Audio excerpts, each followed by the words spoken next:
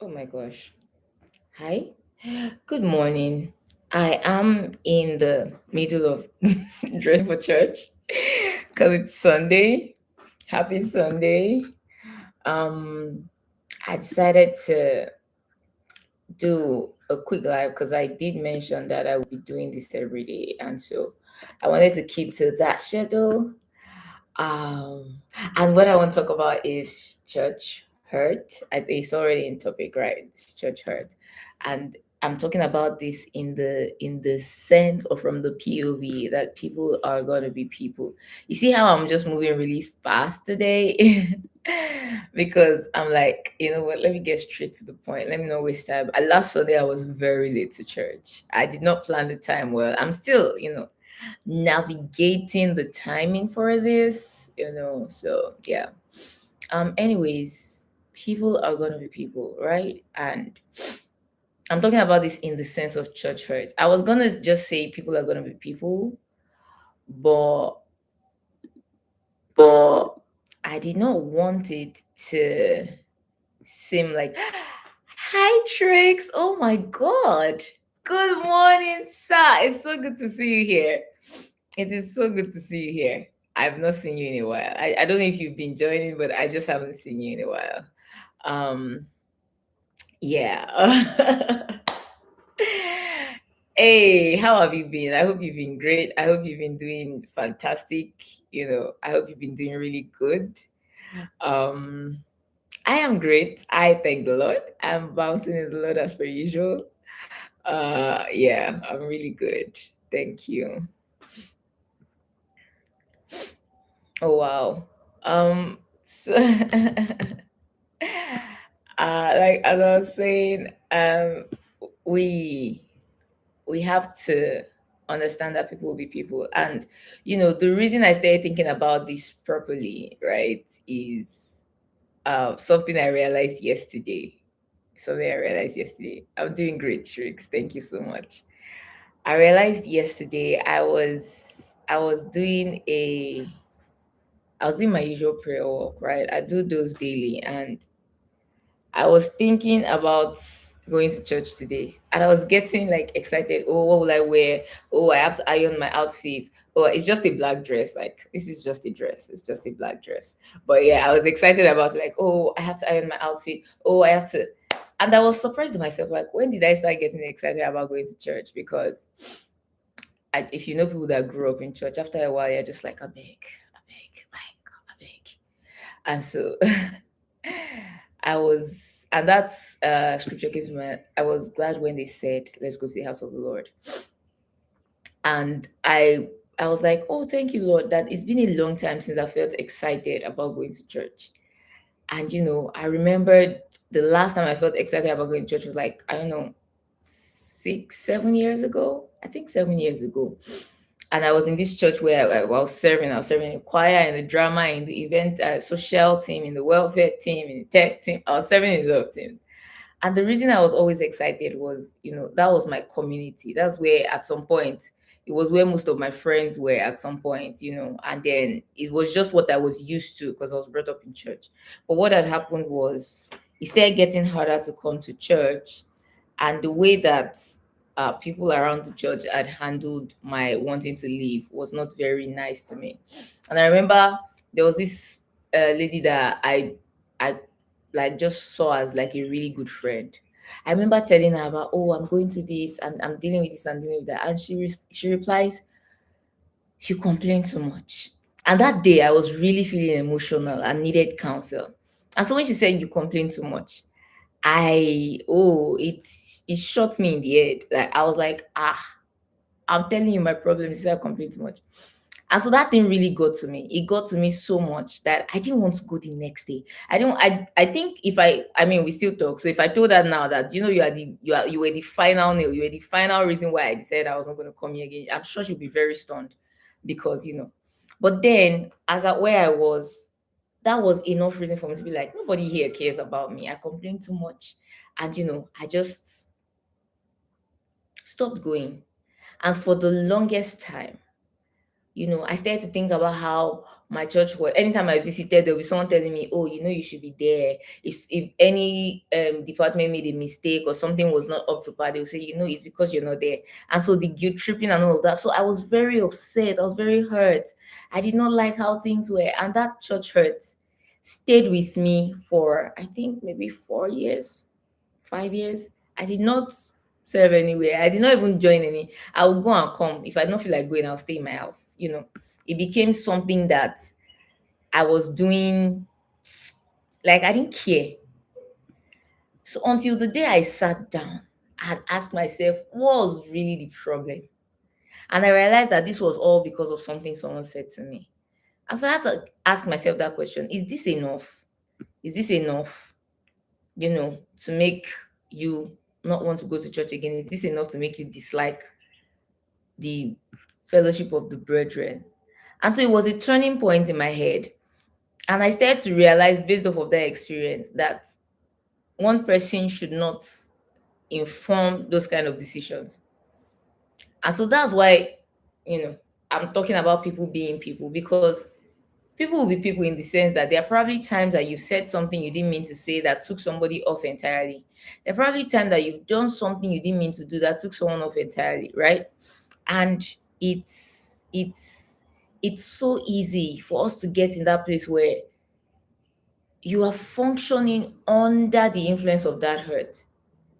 You are functioning under the influence of that pain. There needs to be an understanding, a knowing, a consciousness that human beings are human beings. We make our mistakes. We say things that we don't mean. We do things that we're not supposed to do. You do things you're not supposed to do. There are times when you you act a certain way. You're not supposed to act that way. You act that way. There are times when you react to things bigger than the way you should. There are times when, in trying to counsel somebody, you say something that might lead them astray. People will be people. The point of this story, of that long drawn out story, was that shouldn't let people enforce a lot of decisions we make, based on how people act.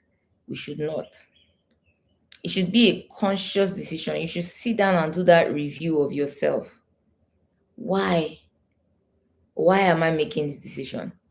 Why am I taking this action? Why have I chosen this path?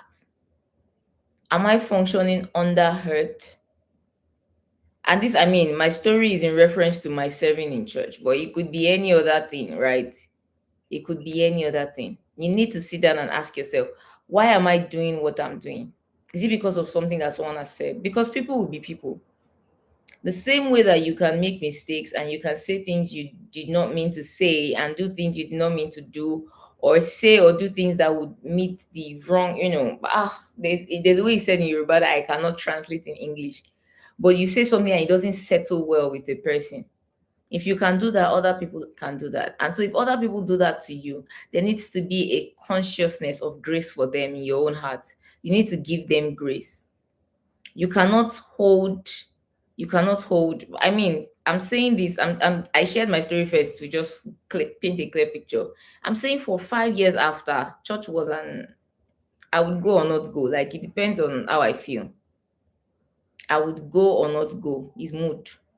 And that was because of something that someone said. And I know now, with hindsight, that that should not have been strong enough. But, I was really in my feelings. I was really upset. So there needs to be a reckoning, even when someone hurts you. And, they were in the wrong and you are in the right. You are well within your right to take drastic actions. There should be that place of consideration. You should operate with the headspace or the knowledge that people will be people.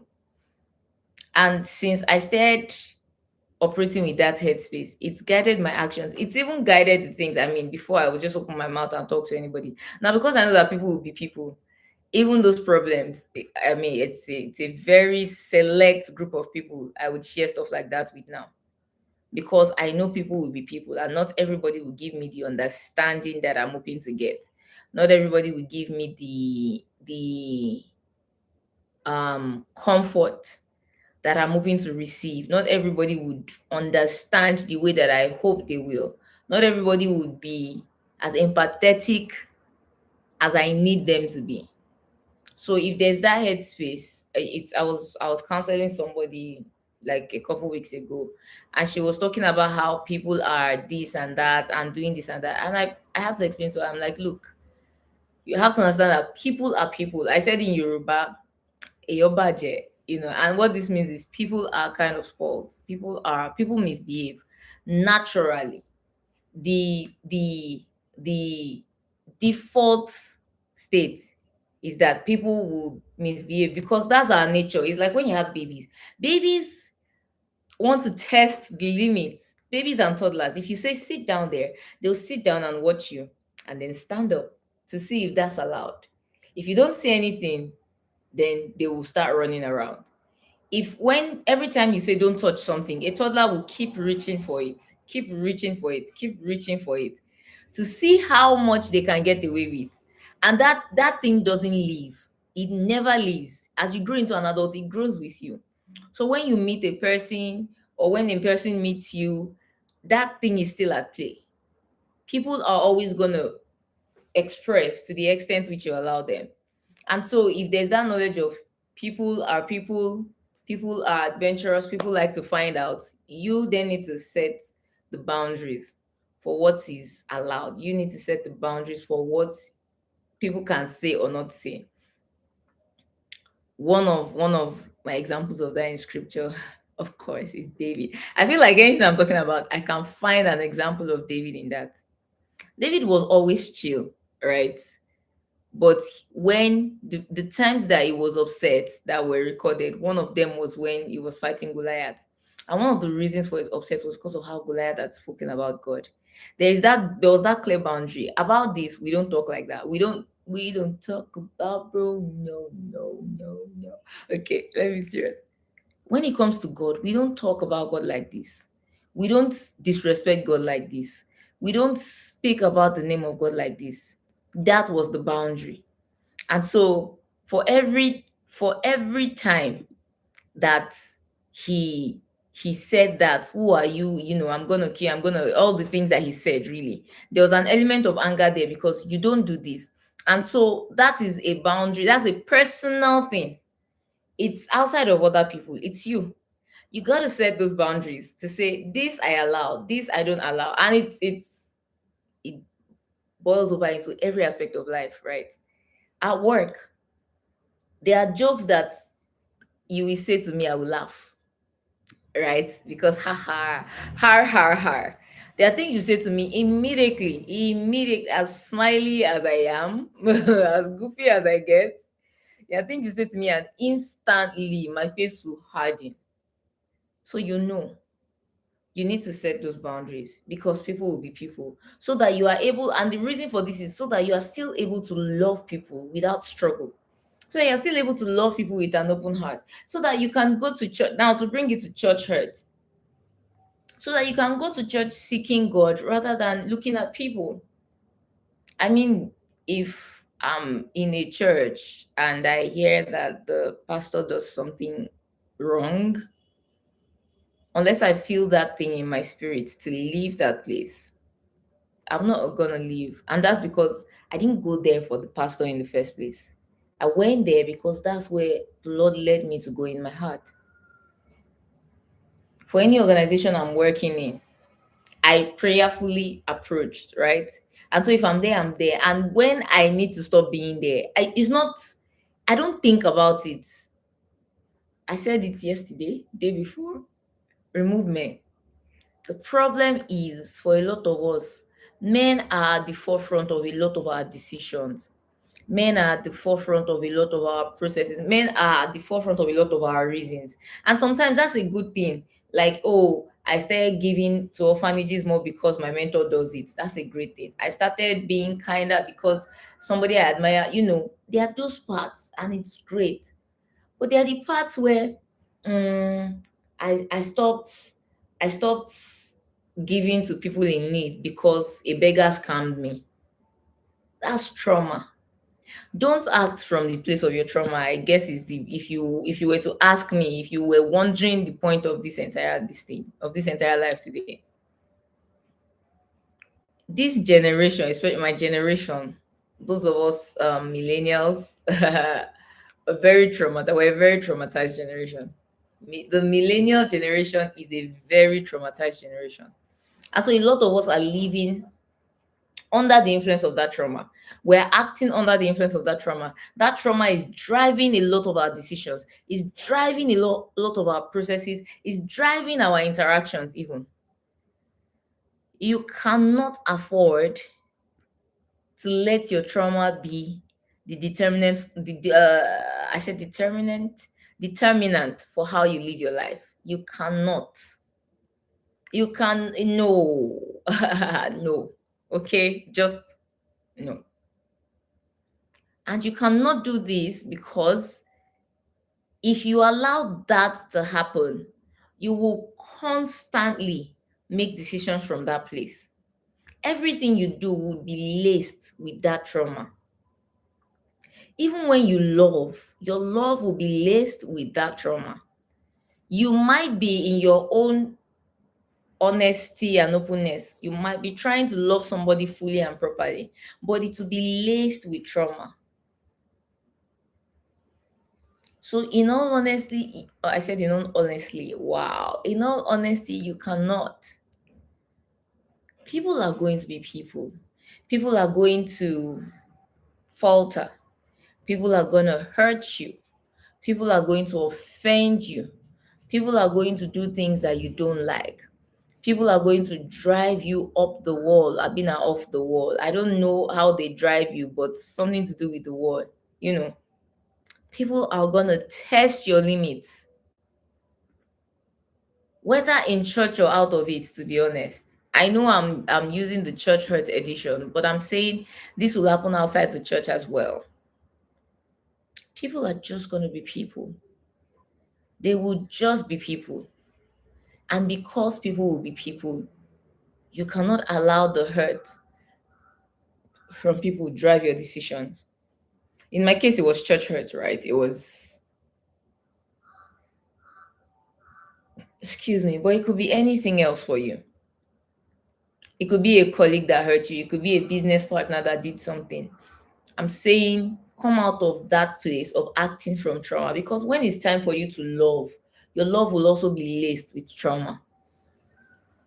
You have to heal. And I've talked about that before. You have to heal. You have to make space for people to do their thing and still be able to love them. Yeah, you can love from a distance or love from, Timo. But the point is you have to heal. As long as your love, your living, your relationships, your everyday is laced with trauma, you will know that there's something quite off, because our souls know, our spirit man always knows. You will know, you feel it will be something inside you that tells you it's off somewhere. So, I've just come to tell you today, like, be intentional in your interactions as you live, work, love with people. Let there be the reckoning, the knowledge that this person is human as well. Make the space for, and this is how love works, because love is acceptance. Love is total acceptance. This is how love works. Make the space. I just realized that this whole time I was sitting slanted. No wonder the chair felt weird. This is the back of the chair. Much better.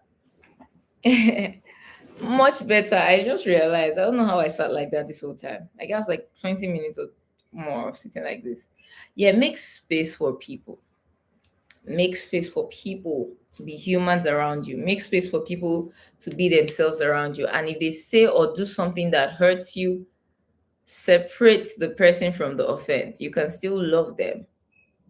You can still love them. Maybe you step back a little, or you let your displeasure be known. Oh, I mean, something I could have done now, what I would do now if I was talking to a friend and she says, you complain too much, we would immediately address it. Immediately. I complain too much. Are you serious? Can you give me instances? I didn't realize I was doing that. I was just unburdening to you. I guess I had seen, we would talk about it immediately. But, I was younger. I mean, I was in my mid 20s. Mid 20s are a stressful time to be. I was younger and knew less how to handle difficult conversations or genuine upsets. And so, yes, as we learn and grow, there needs to be just that consciousness. I feel like maybe because I'm wearing black, I'm now like so so serious. I feel like I'm too serious.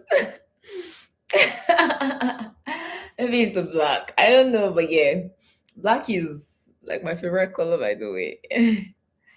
But yeah, black, gray, navy blue, those colors. Anyways, to get back on track, it's let there be a consciousness that the people you're interacting with are human. They are just as human as you. And they're having a very vivid lived experience, just as your own living experience is vivid and strong. Theirs is the same. So as you are going through it, they are going through it. As you are living, they are living. As you're learning, they are learning. It's the same for them. It's not particular to just you. And so give them grace. Let grace be something that you are able to give easily. Give them grace. The kind of grace that you expect, give to others. Right? People are just being people. They don't. A lot of times, people like, they don't know. They're just being people. People will always be people. So let that pain go, let that hurt go. If someone has hurt you, whether for church now, whether that's the person that stopped you from going to church forever with their actions, or whether it's to every other aspect of life, the point I came to make today is that people will be people. Make space for that. Love regardless. Don't make decisions out of hurt or anger or upset. Don't let trauma be the loudest voice in your life. Your trauma, so some of us we don't even realize your trauma is the loudest voice in your life. That should not be the case for any reason. Don't let your trauma be the loudest voice in your life. Silence it so that you can hear God, you can, think properly. There can be joy and life in your actions when you are in that place where you are thinking properly. I started doing the lives on Sunday from last week. I started this February. I started with February, this February. I decided to just do it every day because I can go to church on time still. Like it won't disturb me. I'll be stopping this live in like few minutes, right? But I started last week. I started last week. Yes, so it's every day now. Any day you have time. 6:30. Within 6:30 to 7:30, I'll be here. Any day you have time. But yeah, that's mostly all I came to say today. You know, and yeah, if this reminded you, if you're watching this in real time or if you watch this later and it brought something to your remembrance, or it encouraged you, or it blessed you, or it just gave you strength in some sort of way, I'm blessed already, because that's why I do this. And I do this every day, 6:30 a.m. to 7:30 a.m. WAT. So you can come here tomorrow. I'll be here tomorrow at this time as well, unless something happens, because I think day before yesterday power was bad and I couldn't come on, and it was yeah. But that's all I came to say today. Thank you so much, Trick, for joining. It was really really just nice to see you here again. I haven't seen you in a while. You and Abdul were like the first people that used to attend this live, and so I'm always happy when I see you, so it was good to see you today. Thank you very much, and I'll see you tomorrow, I guess. Yeah, have a great day. Bye bye.